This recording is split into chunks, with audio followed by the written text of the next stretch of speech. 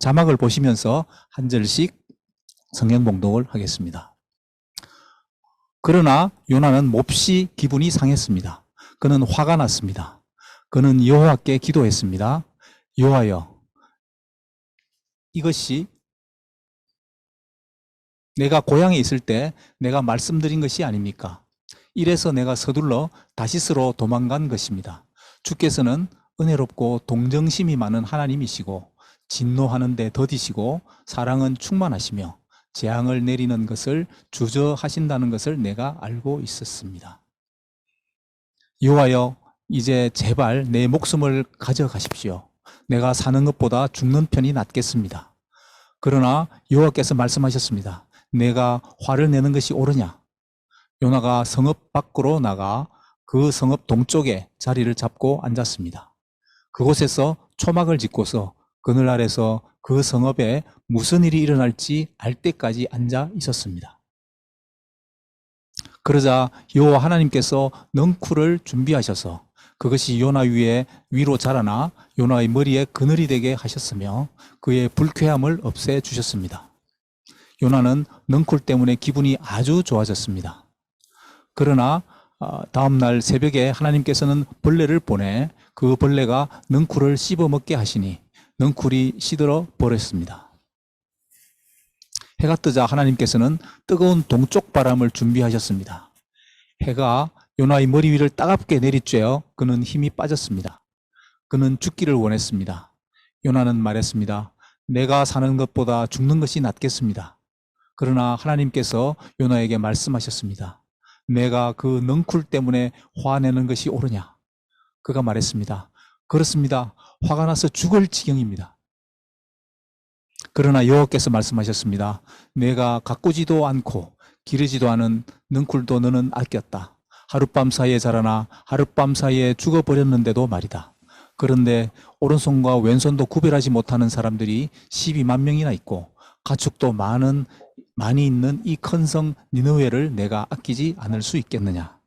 이제 우리 이재훈 담임 목사님께서 우리 화상으로 참여해 주셔서 귀한 하나님의 말씀 선포해 주시겠습니다. 우리 담임 목사님 정말 환영하는 마음으로 큰 박수로 맞아주시면 감사하겠습니다. 반갑습니다. 음성 잘 들리시나요? 네. 네. 귀한 선교사님들 화상으로 아마 함께 뵙게 돼서 기쁩니다. 또 누리교회 귀한 선교를 이끌어 가시는 모든 리더십 여러분과 함께 미션 컨퍼런스를 함께 가지게 되어서 감사합니다. 코로나 시대가 아니면 이런 모임 자체를 우리가 전혀 생각하지 못했을 텐데 이제는 이 코로나 팬데믹을 통과하면서 우리가 전 세계 어디 계시든 우리가 함께 이런 다양한 모습으로 더 하나 될 수 있어서 코로나가 우리에게 준 선물이 아닌가 생각을 합니다. 앞으로도 팬데믹이 끝나더라도 우리 선교 분야에 있어서는 이런 화상 미팅을 통해서 더 우리가 하나 되고 또 선교 사역을 더 구체적으로 또 협력하는 그런 사역이 되어가기를 바랍니다. 오늘 잠시 요나서 말씀을 읽었습니다. 4장을 읽었는데요. 선교사님이라고 하면 요나서의 메시지가 무엇인지는 잘 아실 것입니다. 요나라는 한 사람을 니느웨로 보내시는 하나님, 가기를 거부한 요나를 기어코 기필코 그를 보내셔서 요나를 통해서 역사하시는 하나님. 그러나 요나서의 마지막 부분에는 요나는 여전히 변하지 않았다는 것이 요나서의 결론입니다. 어떻게 보면 선교사답지 못한 모습으로 요나가 끝나고 있습니다. 안타까운 모습이죠.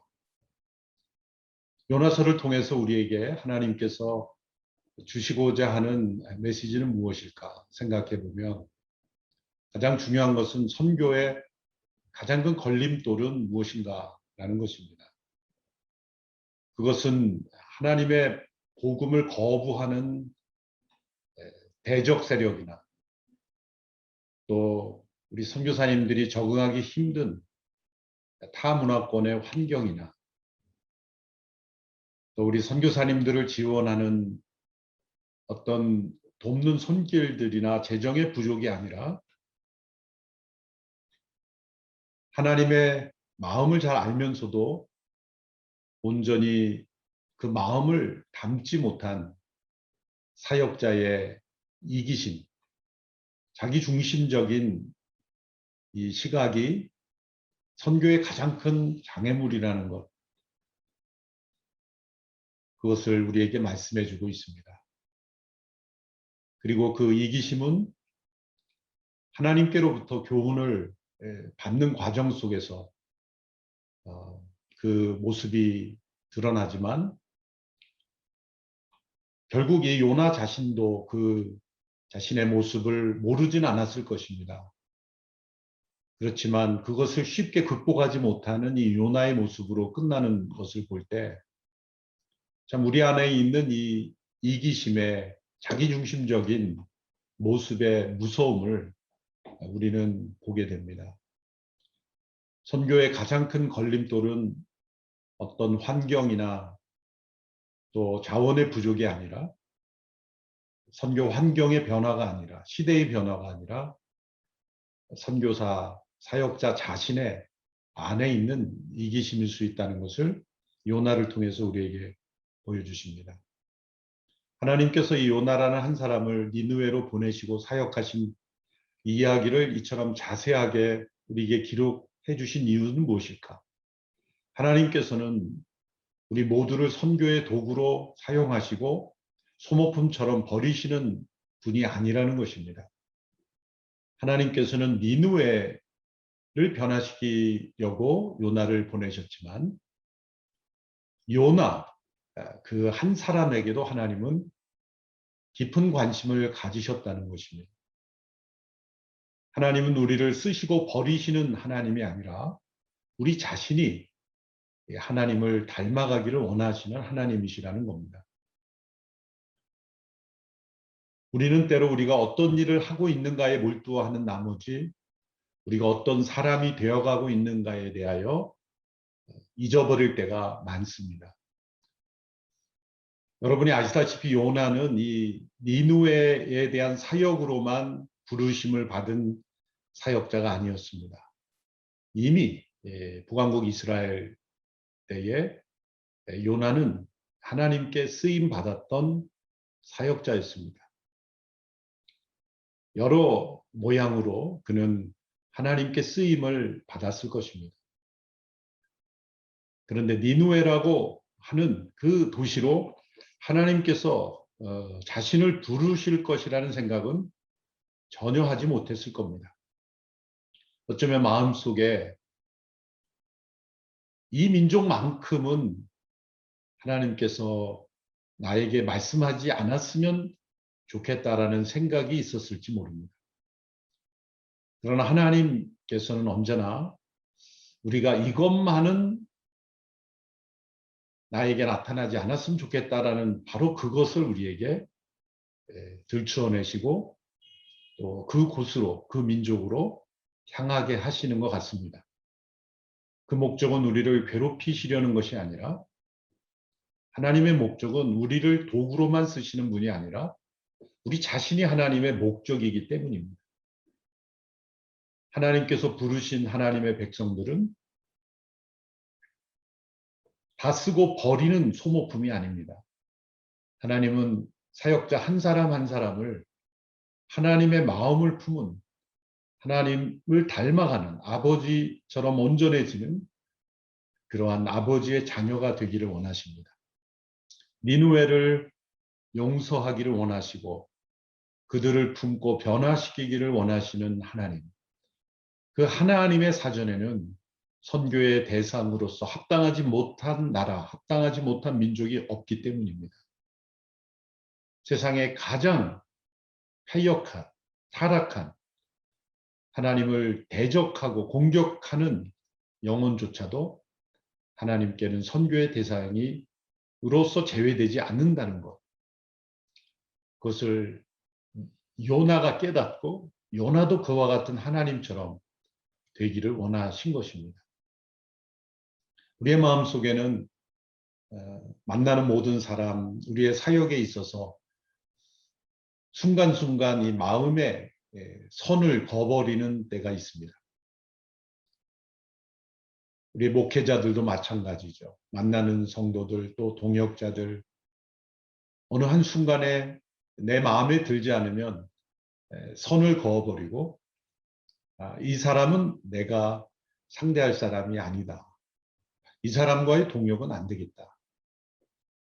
하나님께서 나로 하여금 저 사람과는 함께 일하지 않게 했으면 좋겠다.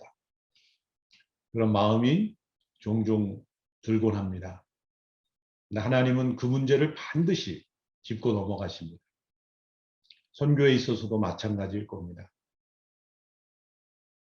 요나에게 있어서 이 니누에는 결코 자신에게 주어지지 않았으면 하는 그런 민족이었을 겁니다.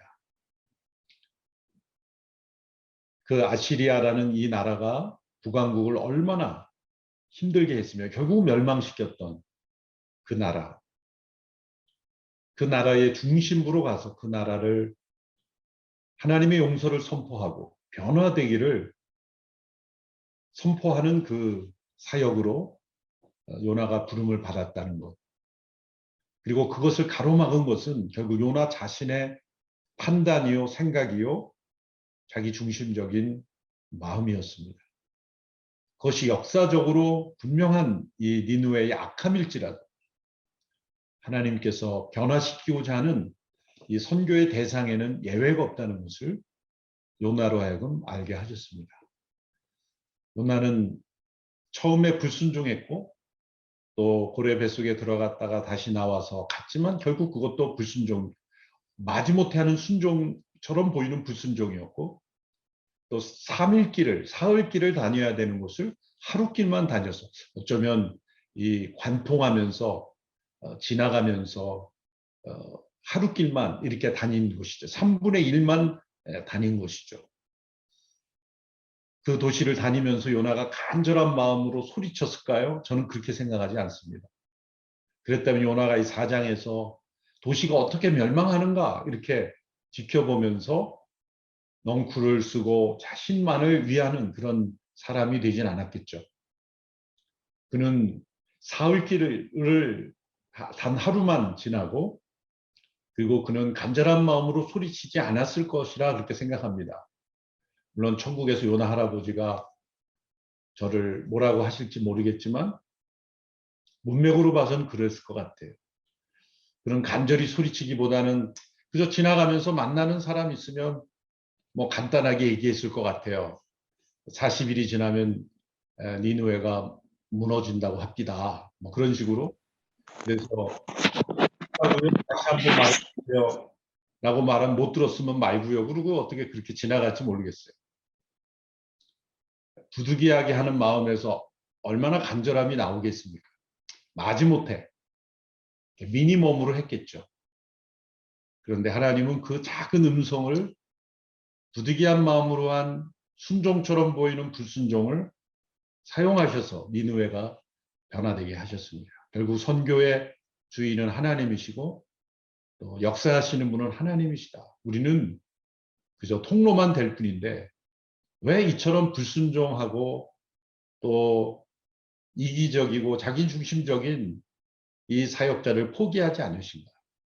앞서 말씀하신 것 드린 것처럼 하나님은 니느웨도 대상이지만 우리 자신도 하나님의 선교의 대상이기 때문입니다. 우리는 선교 사역을 한다고 하면서 내가 주인이 되어서 하나님께서 이 사역을 통해 나를 어떻게 변화시키는가는 잘 간구하기가 쉽습니다. 요나서는 그런 면에서 니느웨를 변화시키는 하나님이며 동시에 요나를 변화시키는 하나님. 우리 자신도 하나님의 선교의 대상이라는 것. 하나님께는 그 누구도 도구가 없습니다. 하나님은 쓰시고 버리시는 그런 하나님이 아닙니다. 하나님께는 소모품이 없습니다. 우리 모두가 다 하나님의 선교의 대상입니다. 통로가 되는 사람은 통로로서 변화되는 것이고 대상이 그 사역을 받는 사람은 받는 입장에서 하나님의 사역의 대상이 되는 것입니다. 사랑하는 우리 온누리 선교 사역자 여러분, 이 코로나 팬데믹 시대라서 선교가 어려운 것은 결코 아닙니다. 도리어 선교는 새로운 기회를 가져오게 될 것입니다. 팬데믹이 가져온 이러한 우리가 더 자주 만날 수 있고 대화할 수 있는 커뮤니케이션 채널이 열린 것만이 아니라 이 팬데믹을 통해 하나님은 이 시대에 하나님께서 앞서 가셔서 선교의 새로운 문을 여실 것이라고 믿습니다. 복음을 받아들이지 않았던 지역에서 그 나라 민족의 복음을 받아들이게 될 것입니다. 이 재난을 통하여 수많은 영혼들의 마음이 가난해질 것입니다. 역사적으로 이 전 세계적인 대난, 세계대전, 세계적인 전염병 이후에는 전 세계 곳곳에서 부흥의 역사가 일어났습니다. 하나님께서 행하시는 선교의 과정입니다. 그래서 이 전 세계적인 글로벌 팬데믹은 하나님께서 이루시는 글로벌 미션의 전조라고 생각을 합니다. 이제 우리가 눈을 열어 하나님께서 나에게 맡기시는 니느웨가 어디인가, 혹 나의 이기심, 나의 판단으로 인하여 내가 하나님의 선교에 쓰임받고 있지는 못하는가, 또 순종하고 있지만 이 니느웨를 품지 못하는 요나처럼 온전히 품고 있지는 못하지 않은가, 이런 질문을 우리 자신에게 던지면서 이 시간을 지내기를 원합니다. 오늘 선교 컨퍼런스를 통해서 함께 나누는 대화를 통해서 우리가 하나님의 마음을 더 품고 순종하는 우리 모두가 되기를 바랍니다. 잠시 기도드리겠습니다. 하나님 아버지, 코로나 팬데믹을 통하여 우리가 하나님의 선교를 더 깊이 바라보고 멀리 바라보고 또 하나 되어 바라볼 수 있는 저희들이 되게 하여 주시고, 우리 안에 있는 요나의 마음이 깨어지고 아버지의 마음을 품는 이 기간이 되게 하옵소서. 예수님의 이름으로 기도합나이다. 아멘.